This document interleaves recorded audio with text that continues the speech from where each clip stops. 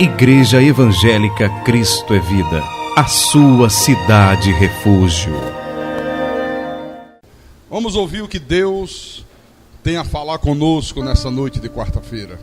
Vamos abrir a Bíblia, meus irmãos, no livro de Mateus, capítulo 22, versículo 15 em diante. E o tema da mensagem dessa noite é: dai a César o que é de César e a Deus o que é de Deus. Encontraram? Mateus capítulo 22, versículo 15 em diante. E diz assim o texto sagrado: Então, retirando-se os fariseus, consultaram entre si como o surpreenderiam em alguma coisa, em alguma palavra. E enviaram discípulos juntamente com os herodianos para dizer-lhe: Mestre, sabemos que és verdadeiro e que ensinas o caminho de Deus de acordo com a verdade, sem te importar com o que quer que sejas, porque não olhas a aparência dos homens. Dize-nos, pois, que te parece? É lícito pagar tributo a César ou não? Jesus, porém, conhecendo-lhes a malícia, respondeu: Por que me experimentais, hipócritas? Mostrai-me a moeda do tributo. Aí trouxeram-lhe um denário. E ele lhes perguntou: De quem é esta efígie e inscrição? Responderam: de César. Então lhes disse: Dai, pois, a César o que é de César, e a Deus o que é de Deus. Ouvindo isto, se admiraram e, deixando, foram-se. Vamos orar, porque tem coisas preciosas de Deus para a nossa vida nessa noite. Oremos ao Senhor. Às vezes calo para ouvir a voz de Deus, então medito para ouvir a sua voz. Quão sutileza tocas no meu coração, e grande paz passo a sentir. Sinto emoção, ouvir tua voz quando me exortas, se é preciso. Ouvir tua voz quando me diz que sou contigo. Ouvir tua voz quando me ensinas o que preciso, me faz sentir cada vez mais que sou teu filho. Ah, Senhor Jesus Cristo, nosso Deus e nosso Pai, nós temos como alvo, Senhor, da nossa vida espiritual, o a cada dia crescer na graça e no conhecimento de Jesus, crescer no conhecimento de Deus, mas não apenas o conhecimento intelectual, mas o conhecimento prático, aquele conhecimento que vem mediante o ouvir e praticar a palavra. Quanto mais nós praticamos a palavra, mais nós nos tornamos pessoas de um conhecimento profundo de Deus. E queremos nessa noite, Senhor, aprender um pouco mais de Ti. Queremos que o Teu Espírito venha nos dar discernimento sobre esta palavra, que poucos conseguem discernir, mas que nós precisamos fazê-lo para que conheçamos o coração de Deus. Então fala-nos nessa noite, fala a tua igreja, fala ao teu povo, fala aos teus pequeninos, aos teus eleitos, Usa-me como teu servo, usa-me como teu pastor, inspira-me, capacita-me para que eu possa proclamar a tua palavra com verdade. E que tudo seja para a tua honra, para a tua glória, para o teu louvor e para o amadurecimento espiritual dos teus eleitos.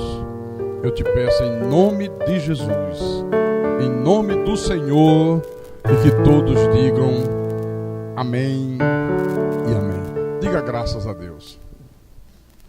Meus irmãos amados, minhas irmãs em Cristo, na época do ministério terreno de Jesus, haviam 3 partidos em Israel que eram fortíssimos: o partido dos fariseus, o partido dos saduceus e o partido dos herodianos. Os fariseus era aquele povo apegado à lei, como o apóstolo Paulo. Os saduceus, apegados ao poder sacerdotal, aquela gente que gosta de títulos pomposos, né? Sumo sacerdote, etc, etc, etc. E havia os herodianos, que eram uma gente apegada ao poder temporal, eram os seguidores de Herodes. Agora o interessante é que esses 3 partidos, eles se odiavam entre si, mas eles tinham um verdadeiro ódio um para com os outros. E eles só se uniam quando era para atacar o Senhor Jesus Cristo. E aqui nesse episódio você vai ver, Jesus conseguiu a proeza de fazer com que inimigos entre si se unissem contra ele. Olha aqui. E é interessante, viu? Porque acontece a mesma coisa nos dias de hoje em relação ao Evangelho da Graça de Deus. Quando o Evangelho da Graça de Deus é proclamado, você vê aí denominações que são inimigas, que se odeiam, que se degladiam entre si, seitas verdadeiramente diabólicas, todas se unem contra a verdade da graça de Deus. São inimigos. Um odeia o outro, um não quer acordo com o outro. Mas quando se trata de combater o Evangelho da Graça, eles são unidos, eles se unem.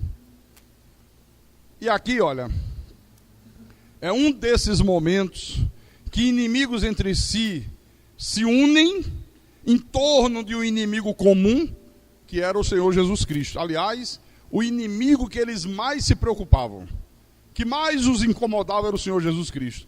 Então eles se uniram e eles foram colocar Jesus à prova. Eles queriam, na verdade, colocar o Senhor Jesus numa situação extremamente difícil. O que eles fizeram? Eles foram até Jesus com uma pergunta capciosa, uma pergunta muito bem bolada, prontos para pegar Jesus no contrapé, para pegar Jesus de jeito. Qual foi a pergunta? Está aqui, ó. É lícito pagar tributo a César ou não? Mestre, você ensina a verdade, você é um cara legal, você ensina o caminho de Deus, você não faz média com ninguém. Tudo isso era papo. Tudo isso era conversa fiada, sabe? Então queremos que o senhor diga uma coisa: é lícito pagar tributo a César ou não?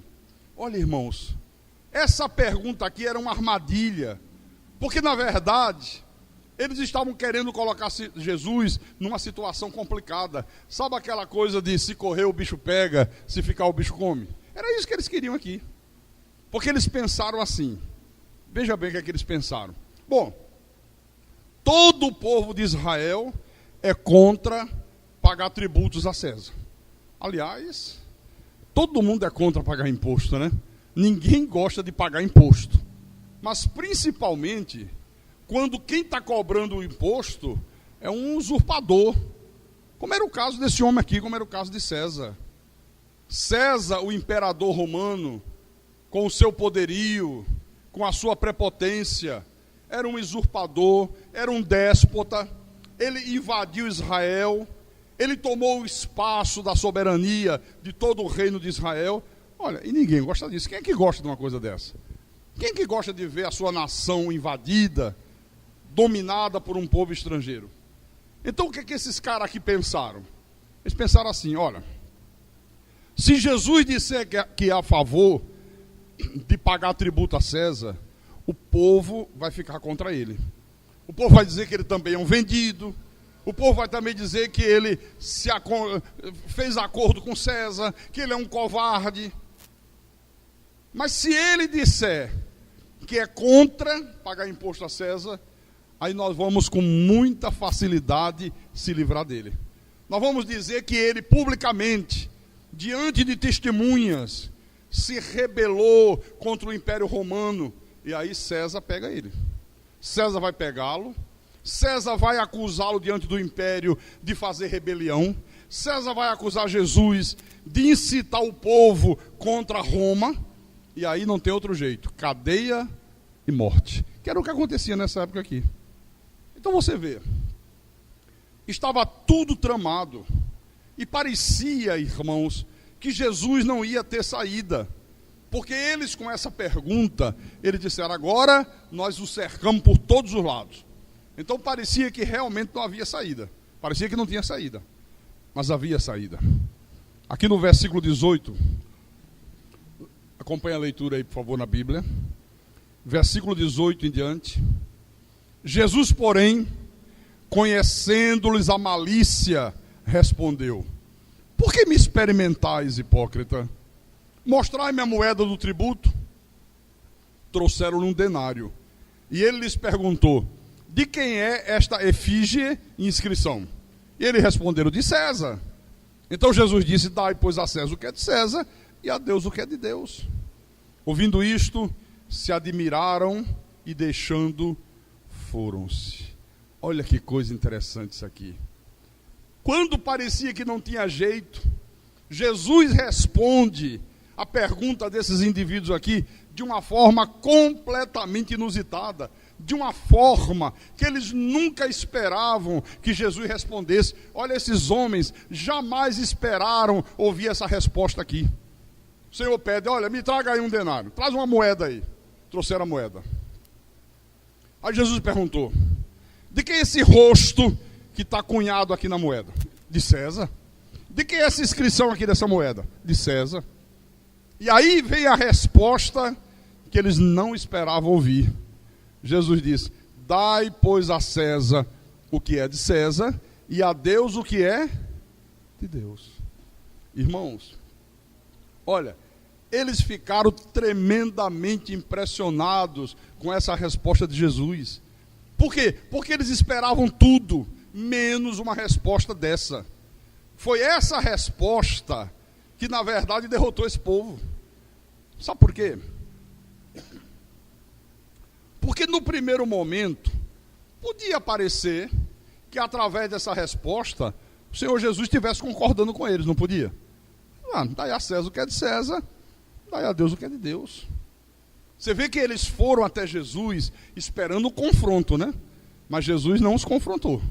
Jesus não entrou no confronto. E foi isso que deixou eles completamente desnorteados, irmão Carlos. Eles não esperavam isso.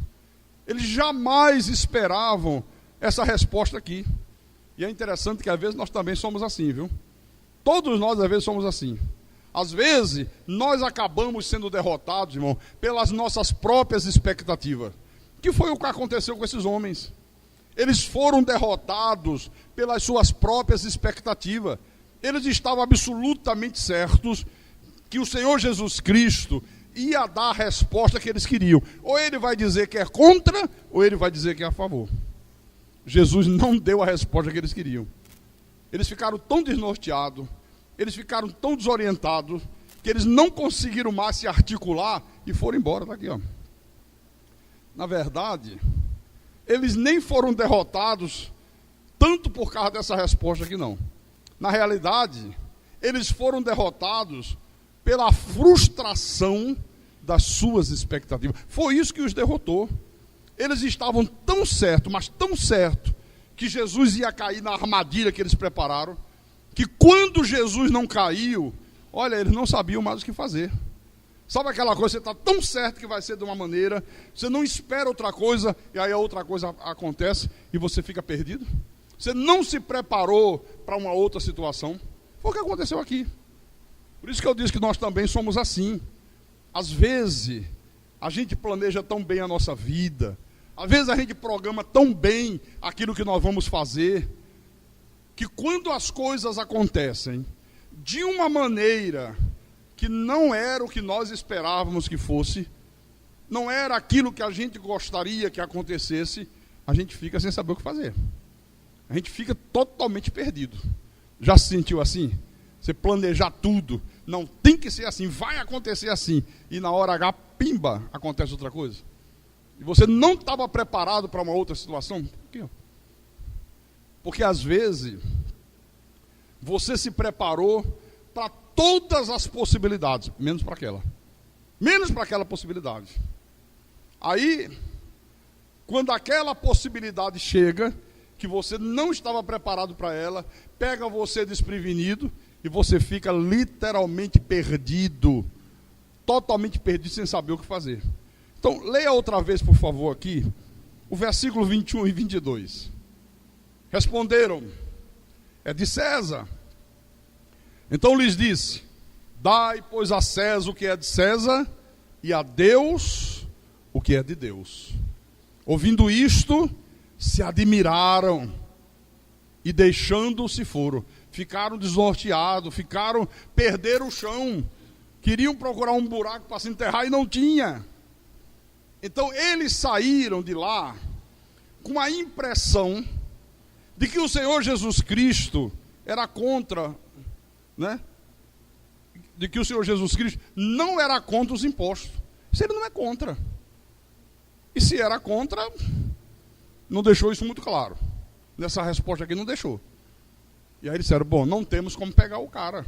Não temos mais como pegar o homem. Mas na verdade, você sabia? Eles foram embora cedo demais.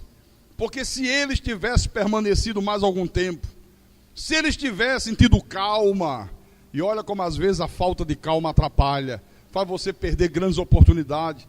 Se eles tivessem raciocinado, talvez tivessem pego Jesus. Talvez tivessem colocado Jesus numa situação difícil. Por quê? Eles podiam ter permanecido mais um pouco de tempo. Eles podiam ter questionado Jesus da seguinte maneira. Tudo bem, mestre, tá bom. O senhor está dizendo, dai a César o que é de César, dai a Deus o que é de Deus. Mas queremos fazer uma outra pergunta ao Senhor. Quem é que decide o que é de Deus e o que é de César? Já parou para pensar nisso? Podiam ter feito essa pergunta ou não podiam? Agora me diga uma coisa, o senhor não resolveu a questão direito não. Quem é que vai decidir o que é de César e o que é de Deus? Mas eles não fizeram essa pergunta, irmão, porque eles estavam tão certos, eles estavam tão convictos que Jesus ia cair na armadilha deles, que quando Jesus deu uma resposta que não era a resposta que eles esperavam receber, ficaram completamente perdidos, ficaram completamente desnorteados. Porque eles podiam ter perguntado, Senhor, quem é o que decide aqui o que é de Deus e o que é de César? Quem decide? Quem é que decide o que é de Deus e o que é de César? Quem é que vai decidir? Era uma pergunta. Porque o simples fato de uma moeda ter uma face estampada de um lado e ter uma inscrição do outro, significa que pertence a César? Claro, é evidente que não. Então eles podiam ter perguntado a Jesus, afinal de contas, mestre, o senhor é sábio, o senhor ensina o caminho de Deus, quem é que decide qual é o limite entre Deus e César? Queremos saber essa resposta, essa pergunta. Então, na verdade, Jesus deu uma resposta, tipo aquela brincadeira, amar é pontinhos. Não tem aquela brincadeira? Amar é, né? A resposta está na cabeça de quem ouve. Cada um tem uma resposta, né? Então, Jesus deu uma resposta que, na verdade, faltava um pedaço. Faltava completar. E esse pedaço que estava faltando, estava na cabeça dessa gente aqui. Está na cabeça de quem ouve a resposta. Eles ouviram e eles disseram, bom, é isso mesmo. Ele tem razão. É o que nós estamos fazendo. A gente dá a Deus o que é de Deus e a gente dá a César o que é de César. Foi exatamente isso que eles entenderam. Vamos embora, não pegamos o cara não. Não pegamos o homem nos pegou. Ele deu uma resposta sábia. É o que nós estamos fazendo, nós estamos corretos. Ele está do nosso lado. Aí eu pergunto a você nessa noite. E você, meu irmão? E você, minha irmã? O que é que você entendeu que Jesus quis dizer diante dessa resposta aqui? O que é que ele quis dizer? Porque a mim me parece que Jesus foi muito claro. Dá a César o que é de César, dá a Deus o que é de Deus. Para mim ele foi muito claro. Mas a pergunta é, o que é de Deus? E o que é de César? O que é de Deus e o que é de César? Essa é a questão que Jesus não respondeu. Mas não respondeu porque ninguém perguntou. A questão é, quem decide essa parada aqui? Quem decide o que é de Deus? Quem decide o que é de César? Bom, vamos analisar um pouquinho o que Jesus disse aqui. Dai a Deus o que é de Deus, dai a César o que é de César, tudo bem. Então, vamos pensar, por exemplo, o que César quer? César, naquela época, ele queria ser adorado como um deus. Os imperadores romanos eram vistos como deuses. Então ele queria ser adorado como um deus. Aliás, naquele tempo, havia o culto ao imperador. Eles faziam um culto ao imperador. Então César era tido como um deus. Mas o Senhor Jesus disse, dá a Deus o que é de Deus, dá a César o que é de César. Eu pergunto, culto é para Deus ou é para César? Para Deus? Bom, vamos conferir na Bíblia, né? Abra aí, por favor, Mateus capítulo 4, versículo 10. Quando Jesus passou por aquele momento de tentação no deserto, quando ele saiu do deserto, né? Então ele estava lá sendo tentado pelo diabo. E no versículo 10 diz assim: então Jesus lhe ordenou, retira-te, Satanás, porque está escrito, ao Senhor teu Deus adorarás, e só a Ele darás culto. Então culto é só para Deus. Já percebeu que aqui César já diminuiu? César queria culto, mas Jesus disse, não, a Deus o que é de Deus, a César o que é de César. Ninguém percebeu isso. Nada de culto para ele, culto não é para ele, culto é para Deus. Segundo lugar, esse César aqui se considerava o dono do mundo, porque ele entendia que ele tinha o direito de invadir qualquer nação, de invadir qualquer país, em qualquer lugar, em qualquer parte do planeta, e simplesmente chegar lá com o seu exército poderosíssimo e tomar aquele país, e aquela nação, aquele país, passar a ser uma possessão de Roma. Então, na visão de César, Roma era, na realidade, a herdeira das nações. Na visão desse imperador, Roma era a proprietária das outras nações. Na visão dele, todas as nações da terra tinham que se curvar diante de Roma. Essa era a visão de César. Mas você sabe o que é que Deus diz? Deixa eu mostrar uma coisa interessante aqui para você. Salmo 24. Abra no Salmo 24. Porque pouca gente entende isso aqui, sabe? Acha uma coisa simplória. Não, dá a Deus o que é de Deus, dá a César o que é de César. E ninguém decide a parada, ninguém decide a questão. Ninguém entra nas minúcias. E parece uma coisa simples e não é simples.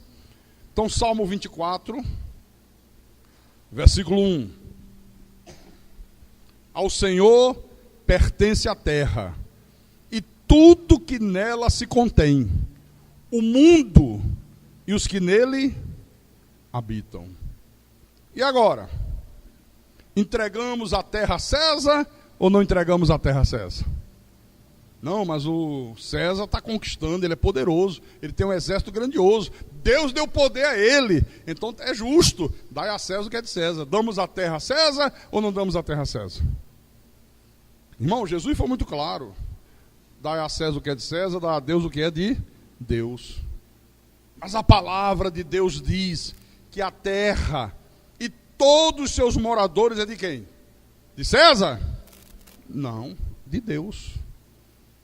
Então, com essa resposta, Jesus outra vez diminuiu César. César diminuiu mais um pouquinho aqui, ó. César não pode fazer o que quer com a terra. Sabe? Esses presidentes das nações, que se julgam o dono do mundo, que se julgam o dono de tudo, que se julgam no direito de usurpar tudo, não pode.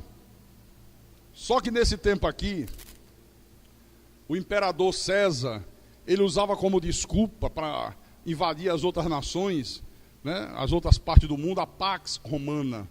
Aquilo que nós conhecemos nos dias de hoje como o direito romano. Ele usava essa desculpa. Ele entendia que só ia haver paz na terra quando o Império Romano dominasse o mundo inteiro. Só quando Roma dominar todo o planeta. Porque ele acreditava que Roma era a senhora da justiça, que só Roma sabia aplicar a justiça. Então, para César, só ia haver paz no mundo se todas as nações do mundo se submetessem à lei de Roma. Ele dizia, só a lei de Roma é justa, só Roma sabe aplicar a justiça. Enquanto o mundo inteiro não se curvar a Roma, não haverá paz na terra. Esse era o pensamento dele. Só que César esqueceu de um detalhe, irmãos. Que milhares e milhares de anos antes de Roma existir, Deus apareceu a um homem lá no deserto e deu a esse homem uma lei que é muito anterior à lei de Roma, muito anterior a Roma. E essa lei que Deus deu a esse homem do deserto, esse homem que eu estou me referindo a Moisés, ela se tornou, já naquele tempo, todo o princípio de justiça para todos os povos da terra. Ele se esqueceu desse detalhe. Você quer ver, já que estamos aqui? Volta um pouco atrás. Salmo 19. Salmo 19. Versículo 7 em diante. Tem até um hino que nós cantamos aqui na igreja, que a letra é essa aqui. Então vou ler. O salmista Davi diz: a lei do Senhor é perfeita e restaura a alma. O testemunho do Senhor é fiel e dá sabedoria aos simples. Os preceitos do Senhor são retos e alegram o coração. O mandamento do Senhor é puro, ilumina os olhos. O temor do Senhor é límpido e permanece para sempre. Os juízos do Senhor são verdadeiros e todos igualmente justos. São mais desejáveis do que o ouro, mais do que muito ouro depurado. E são mais doces que o mel e o destilar dos favos. Segure aí. Venha comigo lá no Salmo 119. Agora vamos lá para o finalzinho. Salmo 119. Versículo 96. Agora o salmista diz assim para Deus: tenho visto que toda a perfeição tem seu limite, mas o teu mandamento é ilimitado. Aleluia. Versículo 142. Ele continua e diz: a tua justiça é justiça eterna, e a tua lei é a própria verdade. Deixa eu explicar uma coisa. Olha, irmãos, esta expressão aqui, a lei do Senhor, no texto hebraico original, significa a instrução do Senhor é perfeita, a orientação do Senhor é perfeita, o ensinamento do Senhor é perfeito. Então isso aqui se refere a toda a palavra, a toda a revelação de Deus. Não é a lei propriamente dita, é a toda. Então, a lei de Roma realmente já naquela época era bastante interessante. Até hoje, né? O princípio do direito romano é uma coisa muito interessante, interessantíssima. Mas jamais será superior à justiça de Deus. A justiça de Deus é a única que é perfeita. Os ensinamentos de Deus são perfeitos. As orientações de Deus são perfeitas. Diga graças a Deus. Então César dizia: quem determina o que é justo e o que é injusto somos nós, os romanos. Nós é que determinamos. Mas a Bíblia diz não. Quem determina o que é justo e o que é injusto é Deus. Não são os romanos, é Deus. Deixa eu voltar aqui. Salmo 9. Salmo 9, versículo 8. Olha o que diz o salmista. Ele mesmo julga o mundo com justiça, administra os povos com retidão. Então, os romanos, eu estou falando dos romanos, que nessa época aqui eram os romanos, mas poderia estar falando os brasileiros, os franceses, os americanos. Eles podem determinar o que é legal, o que não é legal, o que é legal, o que é ilegal. Pode, a partir da própria legislação do país. Mas olha, irmãos, o que é justo e o que é injusto, só quem determina é Deus. Uma coisa pode ser legal, segundo a legislação de um país, e ser completamente injusta aos olhos de Deus. Quantas leis nós temos aqui que são injustas? Quantas leis que são uma afronta às determinações divinas e os homens se arvoram no direito de fazê-las? Nós temos aí lei que já permite o casamento de pessoas do mesmo sexo. Aí o cara diz, não, mas o Senhor disse, dá a Deus o que é Deus, dá a César o que é de César. César fez, a gente tem que respeitar, né? A Bíblia não manda respeitar as autoridades constituídas. Não, temos que dar a César o que é de César. Não, não, senhor, absolutamente não. Então, irmãos, até mesmo a lei de César, até mesmo a lei do presidente Lula, até mesmo a lei do presidente Barack Obama, ou daquele louco que saiu, George W. Bush, tem que se submeter à lei de Deus. Foi isso que Jesus disse. E aí, César diminui mais ainda. Olha como César vai diminuindo aqui, ó. Não é interessante isso aqui? Diga se não é. Interessantíssimo. A mesma coisa é em relação aos impostos. Porque César acha que ele pode decidir cobrar imposto à medida que ele acha que tem necessidade. Não é assim que os governantes fazem? Não, estão precisando de dinheiro. Às vezes dinheiro para corrupção, às vezes dinheiro para uma campanha política. O cara já está enxergando lá na frente, precisamos estar com caixa gordo, precisamos ter uma boa reserva, vamos criar um imposto. Ou então, vamos fazer obras, vamos construir armas atômicas, vamos patrocinar uma guerra. Precisamos de dinheiro. Aí tá, cria o imposto. Não é assim que acontece no mundo todo? Ou não é? Aqui no Brasil, até pouco tempo atrás, nós tínhamos o famigerado imposto do cheque. Quem é que lembra disso? Todo cheque que você passava, toda a movimentação que você tinha no banco, o banco já segurava o imposto, que era para o governo. Olha, os governos, a partir de Fernando Henrique, eu acho, arrecadou com esse imposto, irmão, bilhões e bilhões de reais. Isso era uma coisa injusta, absolutamente injusta. E na época que criaram, disseram, não, estamos criando para socorrer a saúde do Brasil, que é deficiente, é uma saúde que não presta, para poder fazer a cabeça da população, né? As pessoas aceitarem. Nunca se gastou mais de 3% do que arrecadou na saúde. Gastaram em quem?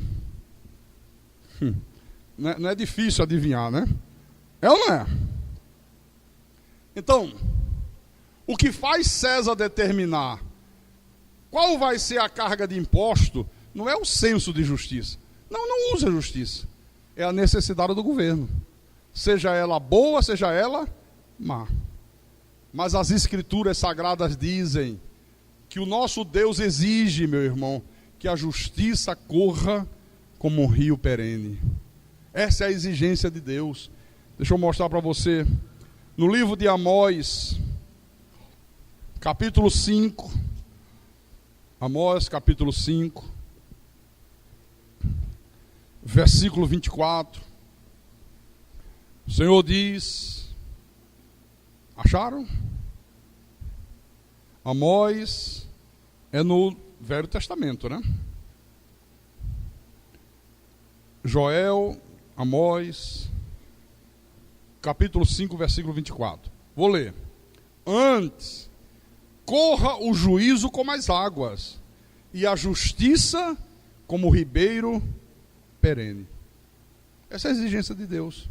Então é Deus, meu irmão, quem determina qual é o princípio da partilha dos impostos. É Deus que determina qual é o limite da cobrança.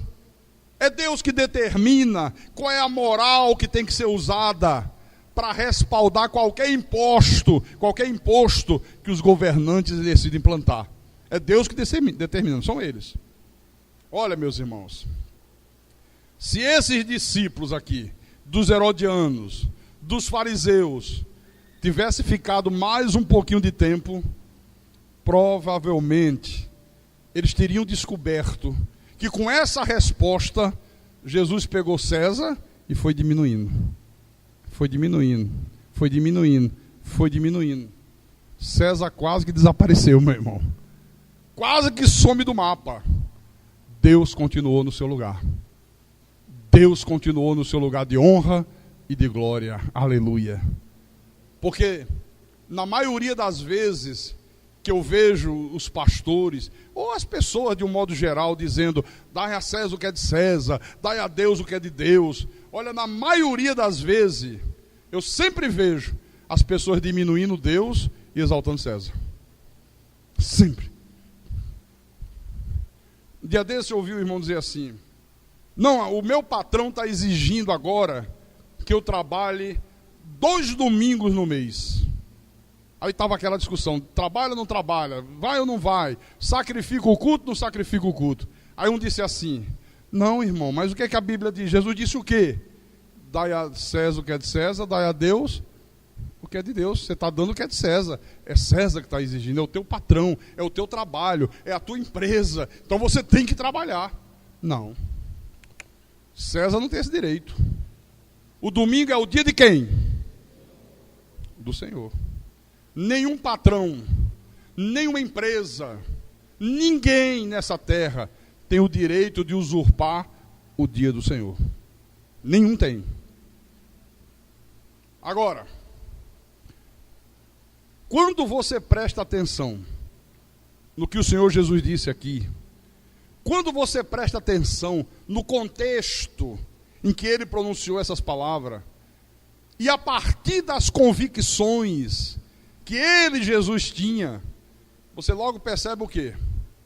Que Deus continua do tamanho de Deus, sempre Deus, mas César vai diminuindo. César vai diminuindo. Eles não perceberam isso aqui. Irmãos, a cada análise que a gente faz dessa frase aqui, dá a Deus o que é de Deus, dá a César o que é de César, cada vez que a gente vai analisando isso aqui, a gente vai reduzindo César cada vez mais. Quanto mais você fizer uma análise disso aqui, mais César vai diminuindo, vai diminuindo, vai diminuindo, até César ficar no seu devido lugar. Até ele ficar no lugar que é dele.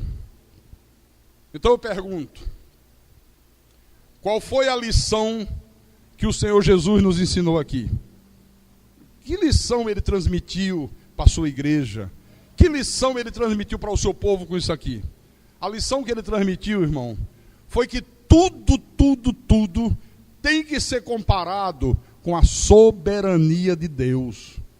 Jesus está ensinando aqui que a última palavra na história da tua vida, na história da minha vida, que a última palavra em cada medida que nós tomamos, em cada atitude que você toma, tem que ser a seguinte: qual é o lugar que Deus ocupa nisso?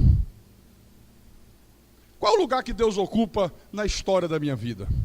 Eu vou tomar uma atitude, casar, montar um negócio, fazer qualquer coisa.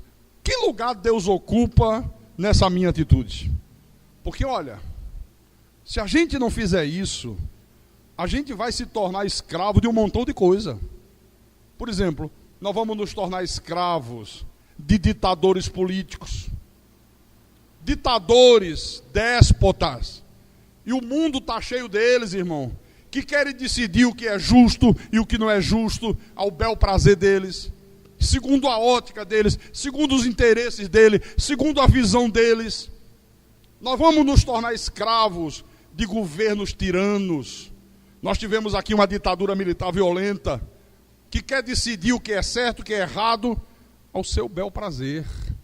Segundo a ótica deles, acabou a história.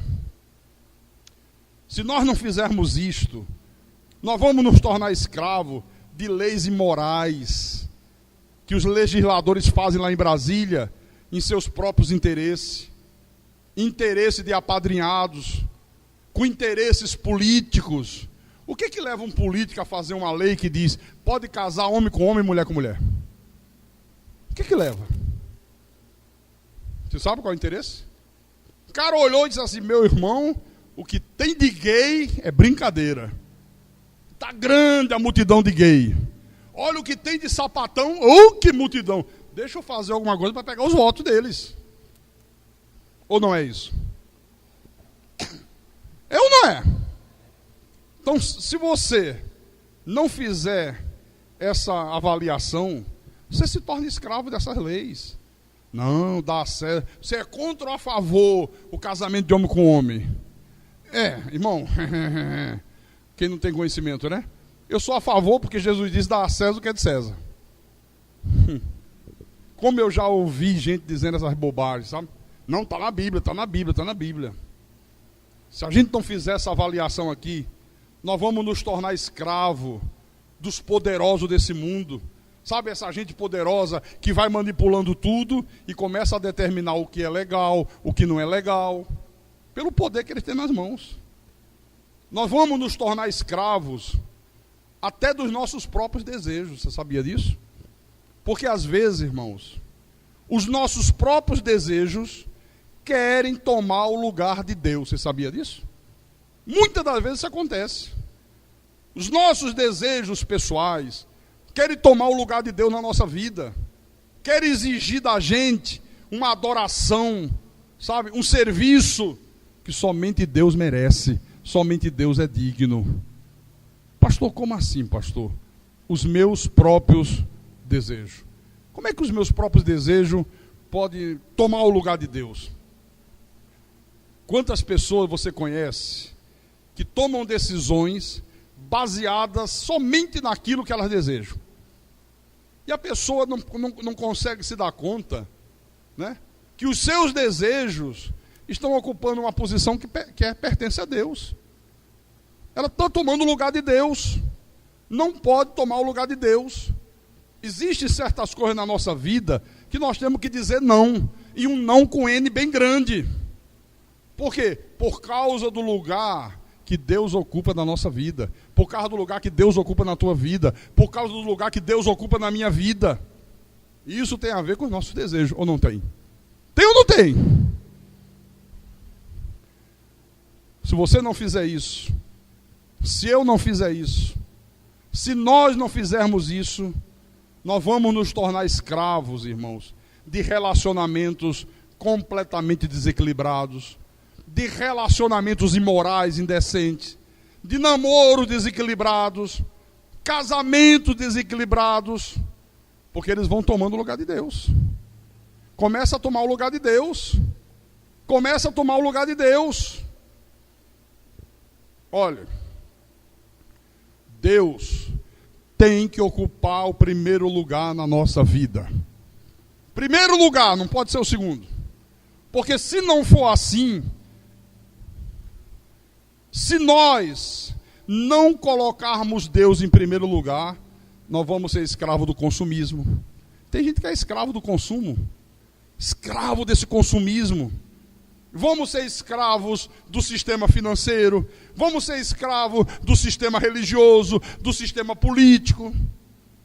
Mas Na hora que você coloca Deus como primeiro lugar na sua vida, você não é mais escravo de nada, de nada. Se não colocar Deus em primeiro lugar, vai ser escravo de alguma coisa. Aqui em Deuteronômio, olha, veja bem. Deuteronômio capítulo 6, versículo 5. Olha o que diz o nosso Deus. Amarás, pois, o Senhor teu Deus com 50% do teu coração. 50% deixa para a mulher, divide com a esposa. 50% deixa com a igreja, com a denominação. 50% é para Deus. Não, 50% é para o meu trabalho. É para a minha faculdade. Os outros 50% é para Deus. É assim que está aqui na Bíblia? Não. Amarás, pois, o Senhor teu Deus de todo o teu coração. De toda a tua alma. Quer dizer, com todos os teus sentimentos. E de toda a tua força.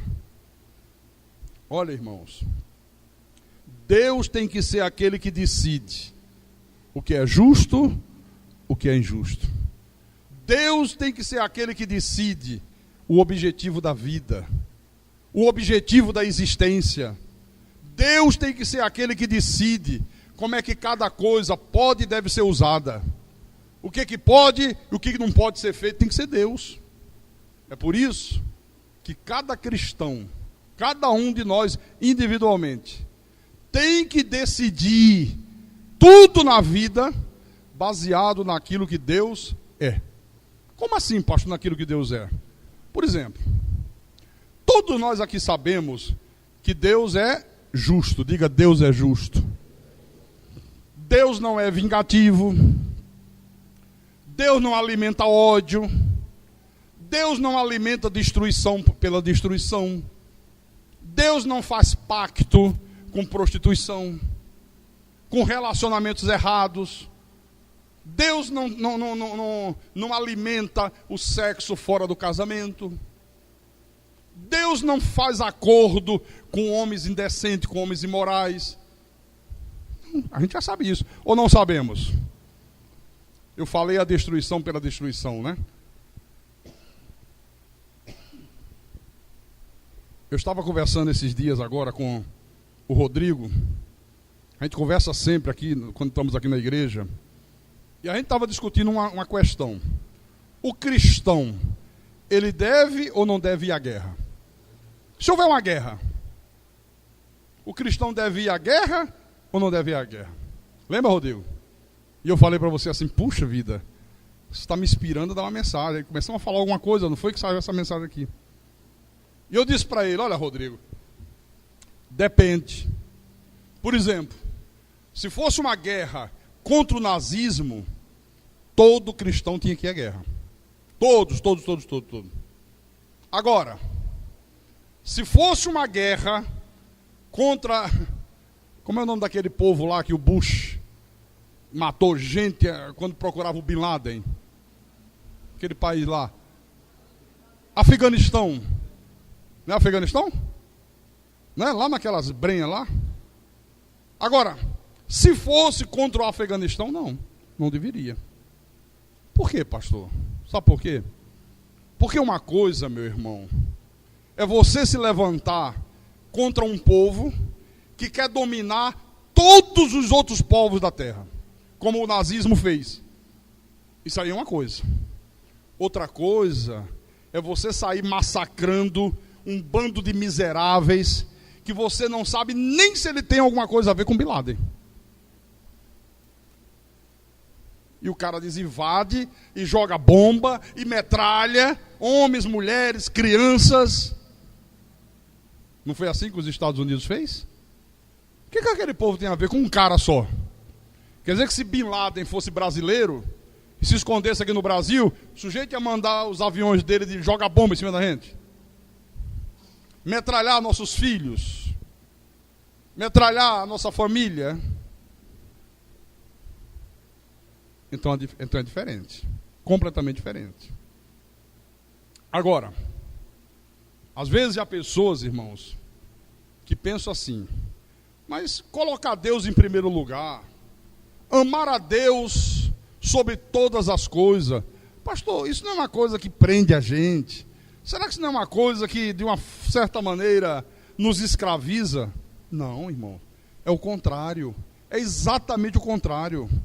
Amar a Deus sobre todas as coisas nos liberta, nos torna verdadeiramente livre. Por quê? Porque na hora que eu amo a Deus sobre todas as coisas, todas as outras coisas são colocadas nos seus devidos lugares. Tudo começa a ser colocado nos seus devidos lugares. Põe os relacionamentos nos seus devidos lugares. Põe os nossos desejos nos seus devidos lugares. Põe o Estado no seu devido lugar. Põe o sistema religioso organizado no seu devido lugar. Põe o sistema político no seu devido lugar. Então, só esse amor a Deus sobre todas as coisas liberta o homem. Só Ele.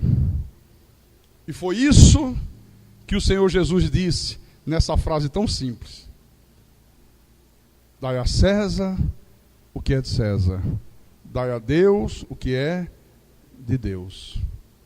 Igreja de Jesus Cristo, povo amado de Deus, só quando nós soubermos dar a Deus o que é de Deus, é que nós vamos saber medir o que é de César. Senão você não sabe medir. Aliás, para César sobra quase nada, viu? Quase nada. Quase nada. Só quando você souber dar a Deus o que é de Deus, é que você vai saber medir o que é de César. Aí você vai descobrir que não sobra quase nada. Então, quando nós entendemos isso aqui, olha, irmãos, nada mais vai ocupar o lugar de Deus nas nossas vidas. Nada mais.